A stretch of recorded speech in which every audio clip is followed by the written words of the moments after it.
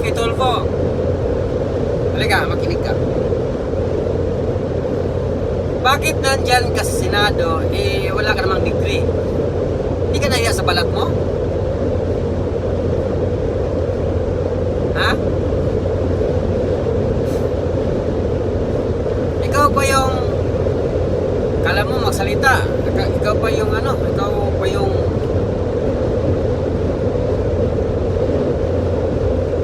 diba?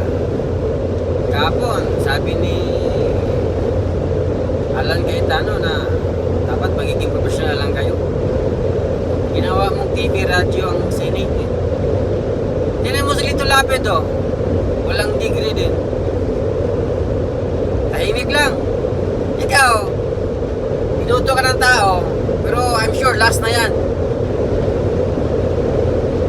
Wala nang tulad po papasok sa Senado, tandaan nyo yan. Kung hindi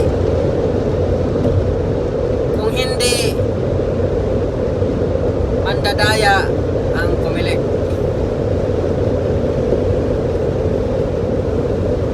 Si Lito Lapid, wala namang degree yan, alam natin yan. Pero tahimik lang siya. Ganun ka dapat, hindi ka magmaang-maangan, hindi ka magdunong-dunungan. Tae ka eh. Basura ka, ano ba alam mo? Pero sa ganyan ni Irwin Tulfo. Bend the law.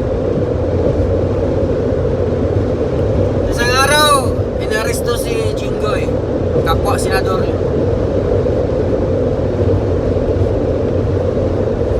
Pero ang nirereklamo mo, bigyan tayo ng internet, bigyan tayo ng aircon, tangina mo, buhay ka pa.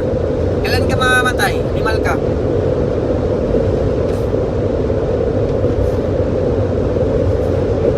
Diba, napapahiya ka? Sinagot ka ni Alan Cayetano? Ganun ka babaw yung mo? Kapwa senador? Naaresto. Dapat yung simpati nyo sa kanya. Kahit magkaiba kayong panindigan. Kasi magkakasama kayo sa higher house eh. Pero ang iniisip mo, nireklamo, pinatay ng aircon, yung wifi, yung internet. Tangina mong kapal ang mukha mo. Doon ka sa bahay nyo.